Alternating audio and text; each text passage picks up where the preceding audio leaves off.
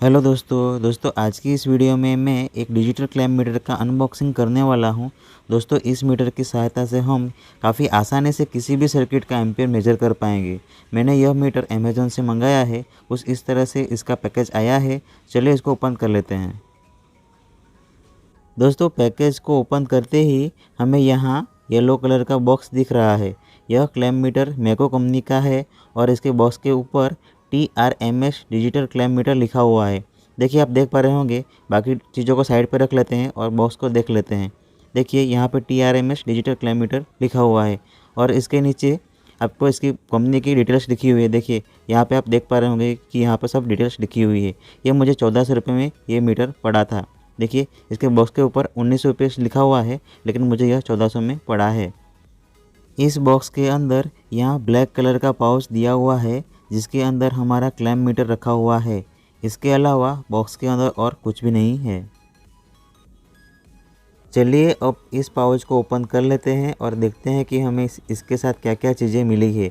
सबसे पहले हमें यहाँ पर यह एक क्लैम्प मीटर मिला हुआ है, उसके साथ उसकी कनेक्टिंग लीड्स मिली हुई है, उसके साथ यह टेम्परेचर लीड्स मिली हुई है और उसी के साथ हमें यह एक सर्टिफिकेट मिला हुआ है। उस पर लिखा हुआ है सर्टिफिकेट ऑफ कैलिब्रेशन और इसी के साथ यह यूज़र मैनुअल की तरह भी ये लिखा हुआ है, इसे आप पढ़ सकते हो।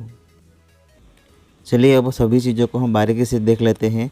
सबसे पहले यह टेम्परेचर की लीड से, इसकी सहायता से हम टेम्परेचर को मेजर कर पाएंगे, वो मैं आगे आपको वीडियो में बताता हूँ।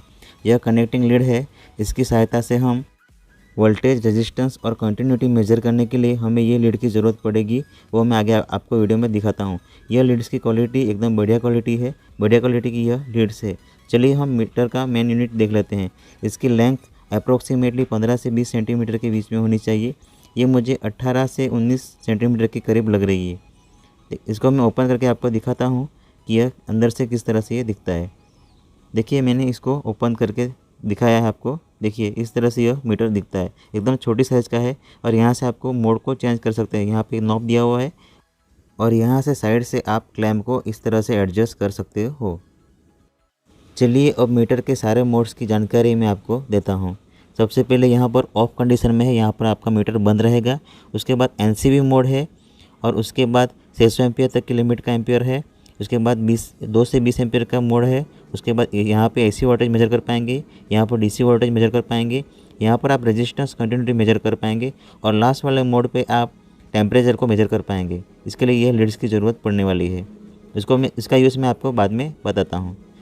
कनेक्टिंग लीड्स को हम कॉमन और V, ओम और सेल्सियस लिखा हुआ है वहाँ पर हम कनेक्ट करेंगे। चलिए हम सबसे पहले AC वोल्टेज को मेज़र कर लेते हैं कि हमारा सिस्टम में अभी कितना AC वोल्टेज आ रहा है।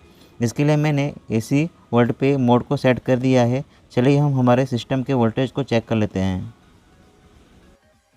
मीटर को मैंने कनेक्टिंग लीड्स की सहायता से इनपुट AC सप्लाई से कनेक्ट कर दिया। देखिए हमारा सिस्टम में 238 वोल्ट आ रहा है, जो कि हमारा मीटर शो कर रहा है। देखिए मैंने स्विच को ऑफ करके वापस ऑन किया।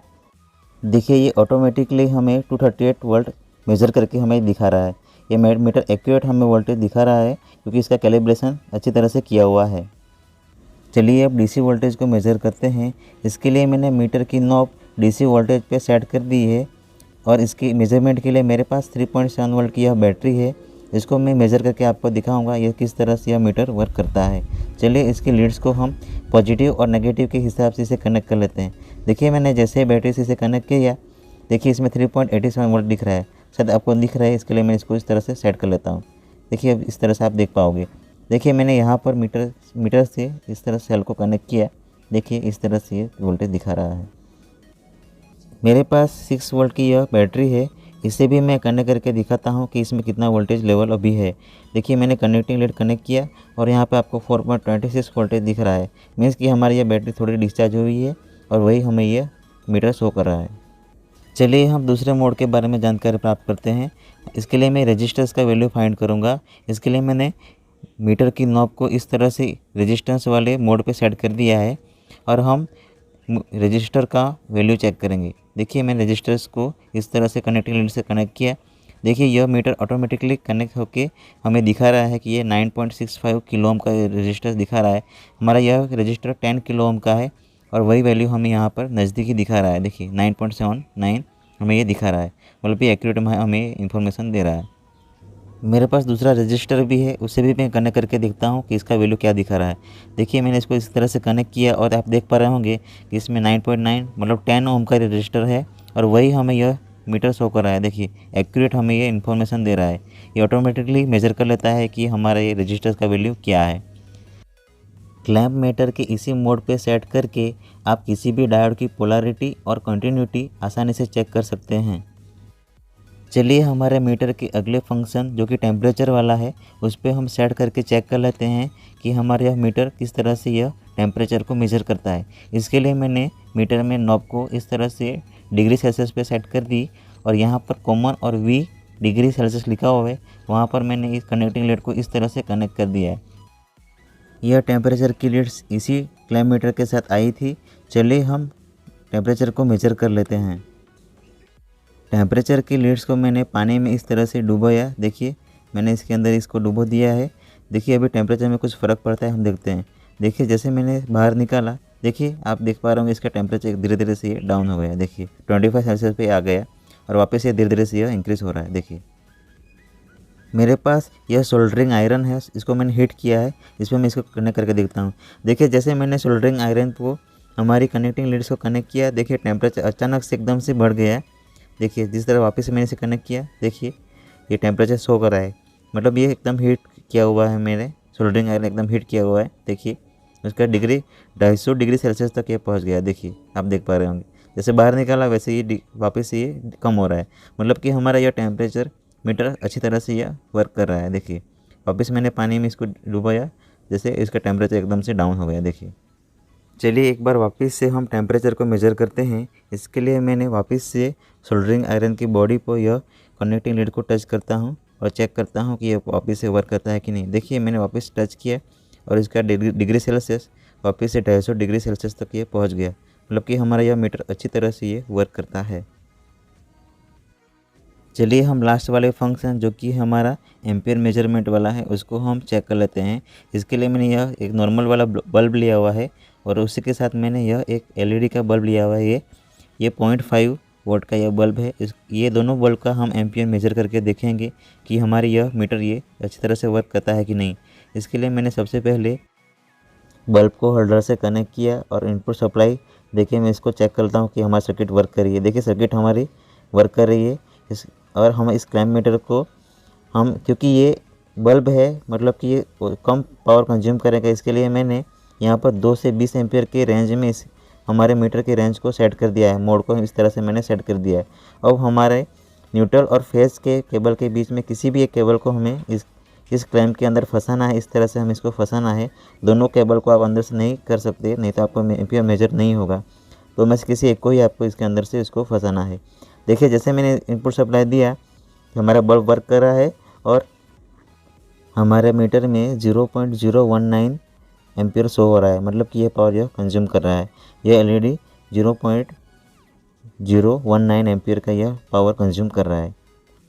देखिए इस तरह से यह सर्किट वर्क करती है। चलिए हम बल्ब को चेंज कर लेते हैं और हमारा नॉर्मल वाला बल्ब को कनेक्ट कर लेते हैं और इसका हम एम्पियर मेजर करते हैं। जैसे ही मैंने 100 वोल्ट के बल्ब को सप्लाई ऑन किया, देखिए यहाँ पर ये 0.456 एम्पियर का यह लोड कंज्यूम कर रहा है, मतलब कि हमारा यह बल्ब 0.456 एम्पियर का ये पावर ये कंज्यूम कर रहा है, जो कि हमारा यह क्लैंप मीटर शो कर रहा है। इस तरह से हम एम्पियर को मेज़र कर सकते हैं। चलिए अब मीटर के बाकी फंक्शंस के बारे में जान लेते हैं। इसके लिए यहाँ पर आप शायद देख पा रहे होंगे यहाँ पर LED दी हुई है और यहाँ पर एक बीच में एक होल्ड वाला बटन दिया हुआ है। इसको आपको प्रेस करके रखना है थोड़ी देर के लिए। देखिए जैसे प्रेस करके रखते हैं यहाँ पर डिस्प्ले में लाइट जलती है और ऊपर से यहाँ पर लाइट जलती है। जब यह मोड की सहायता से आप अंधेरे में भी इलेक्ट्रिकल वर्क कर पाएंगे, एम्पियर को मेजर कर पाएंगे और इस मीटर के सारे फंक्शंस को आप अंधेरे में भी आसानी से यूज़ कर पाएंगे। चलिए अब इस मीटर की बैटरी चेक कर लेते हैं, इसमें कौन से वाले बैटरी यूज़ होती है। मेरे पास पुराना वाला मल्टीमीटर था, उसमें 9 वोल्ट की बैटरी यूज़ होती थी। इसमें कौन सी वाली बैटरी यूज़ होती है, चलिए मैं इसको वापस आपको ओपन करके दिखाता हूँ। देखिए मैंने ये मीटर का बैक कवर मैंने ओपन किया और आप देख पा रहे होंगे कि जिस तरह हमारी टीवी के रिमोट में जो बैटरी यूज़ होती है वैसे ही बैटरी हमारे इस मीटर में यूज़ हुई है, जो कि हमें 2 बैटरी का यहाँ पे यूज़ हुई है। चलिए हम इस बॉक्स को वापस से क्लोज़ कर लेते हैं। ये वाली बैटरी आपको बाज़ार में आसानी से मिल जाएगी जब भी यह बैटरी ड्रेन होती है। चलिए इसके कवर को हम वापस से बंद कर देते हैं। दोस्तों इस मीटर के साथ जो पाउच आया था उसमें आसानी से यह मीटर सेट हो जाता है और हम इसे कहीं भी कैरी कर सकते हैं। दोस्तों अभी तक आपने मेरे इस यूट्यूब चैनल को सब्सक्राइब नहीं किया है तो पक्का से सब्सक्राइब कीजिए और साथ ही में बेल आइकन दबाइए ताकि मेरे आने वाले हर एक वीडियोज़ की नोटिफिकेशन आपको सबसे पहले मिले।